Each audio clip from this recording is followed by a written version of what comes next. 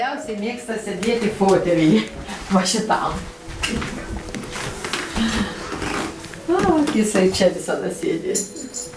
Vyko atsikėlęs arba kada aš tvarkaus po namus, tai čia.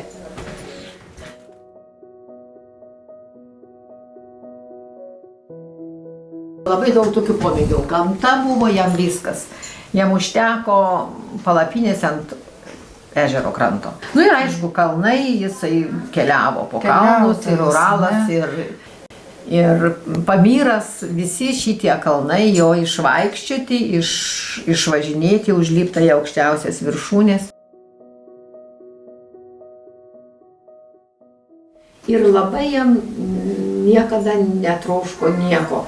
Sakau, užteko palapinės, ant upės kranto, meškeris, krepšio grybam. Tai tikrai, toj atsipalaiduodavo arba laisvalaikis, tai būdavo aktyvus gamtoj. Ir aišku, kai atvažiavo pas mus į sodybą, aš vis tiek kilus iš kaimo, iš Šunkiškių kaimo, tai žinau, kad jis nemokėjo nei žolės pjauti, nei nieko, o yra kairiarankis, tai mano tėvelis net dalgį įtvėrė kitaip, kad galėtų ir mokė, kaip galima pjauti žolę. Ir paskui mes sodybai sodinome medelius, viską tvarkėm, jau mes abu tvarkėm, kai tėvų neliko.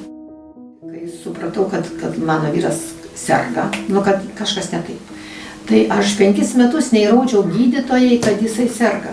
Nes, Vladas ramus ateina, labą dieną, pasisveikina, atsako į visus klausimus, nieko nesiskundė niekada. Ir va jau tas kuklumas ir tiesiog nepastebėjau, kai Viktorija grįžo iš Strasbūro, jinai kažkaip, sakau, tetukui, sako, negerai, mamyti, ko tu čia tam pasvaly, tai važiuojam, tada vežė į Vilnių, į Grybo gatvę. Ir aišku, nustatė, bet jau, jeigu mes būtum iš karto, galbūt būtų kitaip buvę. Ir svarbiausia, jisai tylėjo vis laikis, jis sakydavo, kad aš nežinau. Aš žinau, kaip tu gali nežinoti? Jis išspręsdavo kryžiažodžių knygas, tas atsisėdęs.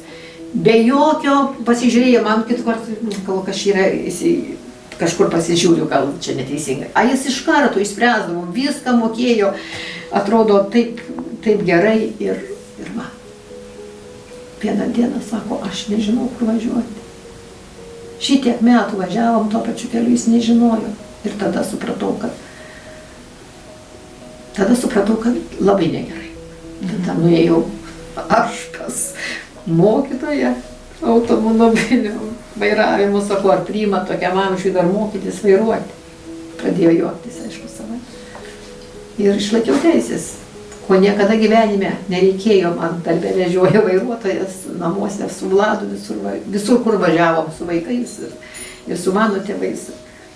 Ir buvau priversta perlipti per save, ir kur tikrai ant technikos turėjau ne tik mašiną, bet ir traktorių, nes reikia žolę pjauti, matysit, kokie plotai.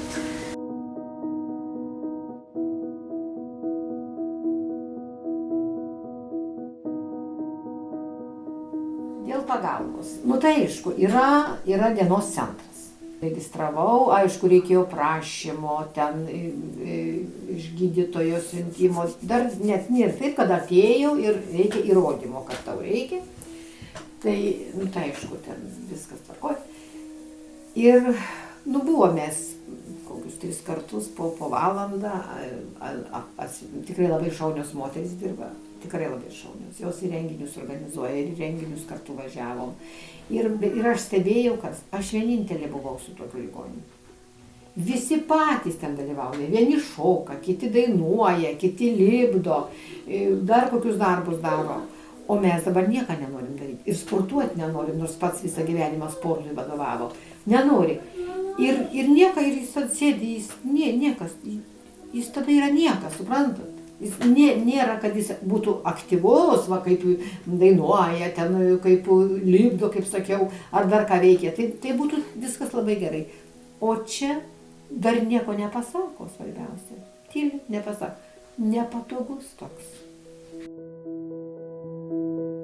Mes kažkaip bijom atvirai prisipažinti, kad yra visokių ligų pasaulyje.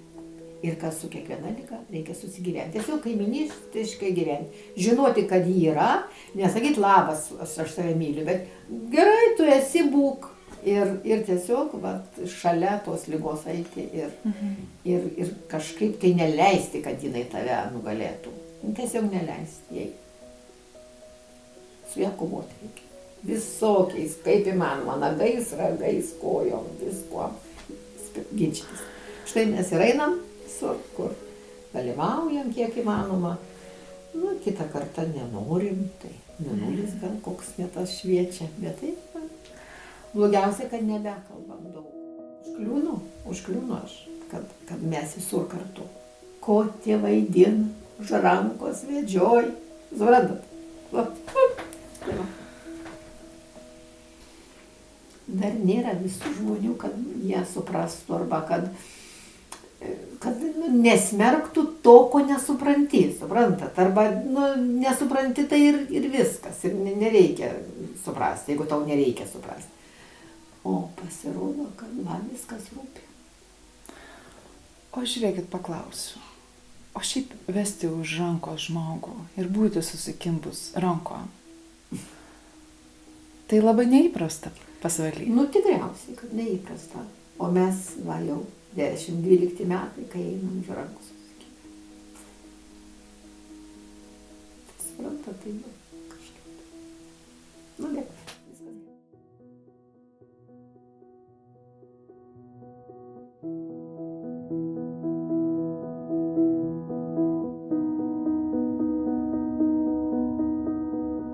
Kas jūs šiandien labiausiai sustiprina tave?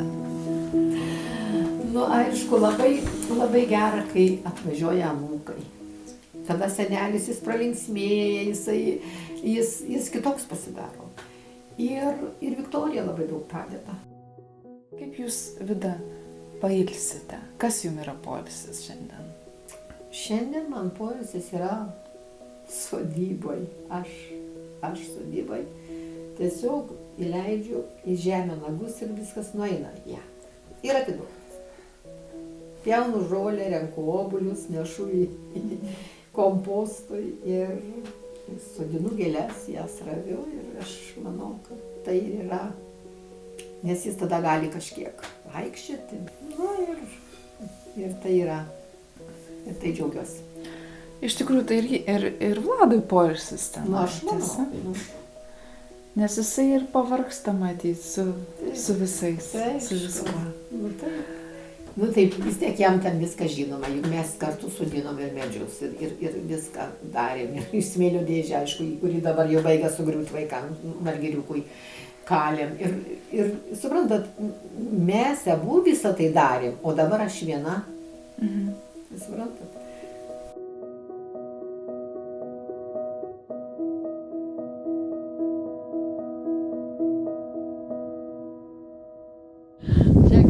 Anūkas pasodino senelis ąžuolą, koks ąžuolas per 6 metus užaugo.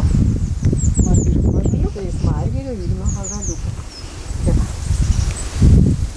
O anūkėm plobėlės. Tai yra taip. Žaidžiam gyvenimą. Ar gyvenam, nežinau kaip pasakyti. Užimti krašinį trobą.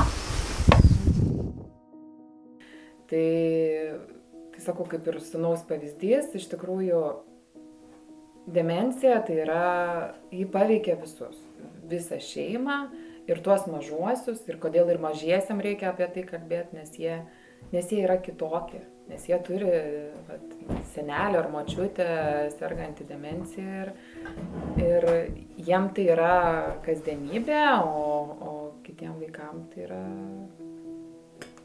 jie neturėdami tų žinių ir pasityčiot gali ir kas ir įvyksta. Tai labai svarbu atpažinti, labai svarbu patiem ir vaikam nuo mažumės, ypatingai tie, kurie turi artimuosius, kurie serga demencija, jiem aiškint, kad tai negėda, tai yra liga, kad reikia turėti žinių, reikia padėti vieni kitiem, reikia suprasti ir priimti kitokius. Tai čia būtent tas ir darželį netgi prasidedantis ugdymas apie tą kitokių žmonių buvimą šalia mūsų, gerbimą, pagalbą jiem yra svarbus. Kalbėti yra sunku, kalbėti yra velniškai sunku apie tai. Tu turi pasiruošti, tu turi ir pasiskaityti ir medicininę informaciją, bet tam vaikui tu turi iš tikrųjų pateikti faktus, neiškreiptai, žodžiu, papasakot, kad senelis tiesiog pamiršta dalykus. Mes pasirinkę esam ir mokslinę kalbą naudot, kad jis žinotų terminus. Tai žodžiu, tam reikia pasiruošti. Emociškai irgi nėra lengva, yra sunku apie tai kalbėti, nes tu sakai jam, kad jis neturės tokio senelio, kaip galbūt kiti turi.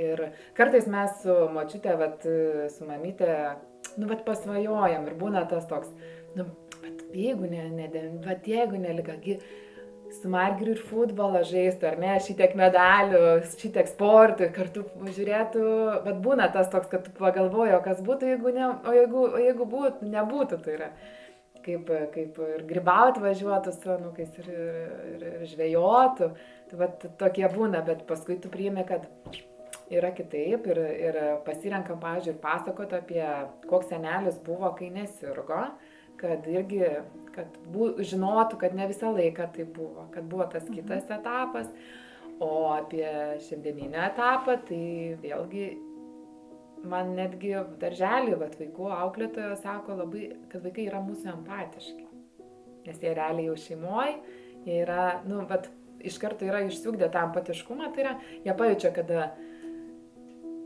seneliai einam, arba iš karto įsijungia, pavyzdžiui, močiutė ten jau senelis atsistoja, jie jau jaučia ir tas jaučias netgi ir sakau aplinkoje, kur net nežinoja, kad mes turim demenciją šalia. Seneliui pablogėjo prieš Mortelės gimimą ir iš tikrųjų buvo sunku, aš su maža Morta truputį bijodavau grįžti namo, nes kūdikio klyksmas sudirgindavo ir jis pradėdavo vaikštinėti.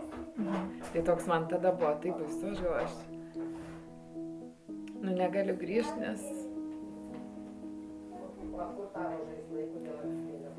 tai tada buvo sunku, nes atrodo ir tautos, ir tos paramos reikia.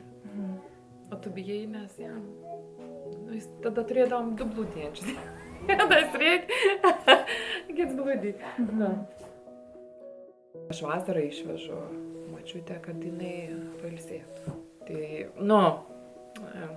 bet tai nebūna atostogos. Ir būtent tada mes, pavyzdžiui, Mortai dygo dantis, mes buvom Palangoj. Žodžiu, viešbutį irgi visi ten apširpė, nes Morta žviegė, tiesiog tikrai pusę nakties žviegė. O senelis pusę nakties blūdėjo, ir jis blūdėjo, dega šviesas, eina ieškot, kas čia vyksta, Margiris tada, ir tu atrodo, būtent ką dabar daryti. Nes mes visada, jau kai važiuojam, tam vasaros metu, visada imam, kad būtų ta bendra erdvė ir kad seneliam ir kad mes kartu galėtum, nes kitaip mes su močiute net nepabūn. Tu turi, jeigu atskirai kambarį bus, mes tada vakarais net nepapliurpsim mergaitiškai, nes reikės būti su savo vaikais. Tai būna. Nemanau, kad pirmiausia, kai vaikai maži, tai ne pokalbis yra. O jie mokosi iš mūsų pavyzdžio. Pavyzdžiui, dabar ir šiandien, tai yra vakar, pavyzdžiui, pas mus yra tradicija, kad nekalbėtų daryti, tai visą laiką yra tradicija išlikus, kad kiekvieną sykį atvažiavę, senelis nebereaguoja į tą bučinį ir į tą labanakt. Visą laiką yra, kad neina atsigult, kol nepabučiuoja senelio ar nepalinki labanakt. Tai tas, ne tiek kalbėjime, kiek tiesiog buvime, veiksme. Čia prikalbėjęs iš ties. Bet čia mano asmenybės tipas, pavyzdžiui, mano visi mūsų aplinkoje žino, kad yra šitą liga su mumis, nes aš tą suprantu kaip tam tikrą, ir edukaciją visuomenės, iš esmės, kad labai daug yra žmonių ir man tai svarbu yra dėl to, kad atpažintų, nes aš galbūt yra tokia truputėlį kaltė, kad aišku, aš ir studijavau tada ir, kad gal galėjom labiau kažkaip anksčiau kažką, yra dar toks kaltės atrodytų, nors tai tikrai ne tavo kompetencija ir ne kažką. Aš tiesiog atsimenu, kai mes atrodo, kad jeigu būčiau anksčiau, gal dar būtų kažkas buvo. Tai va, tai va tas toks, bet viduje žinojimas, kad čia vis tiek mano tėtė.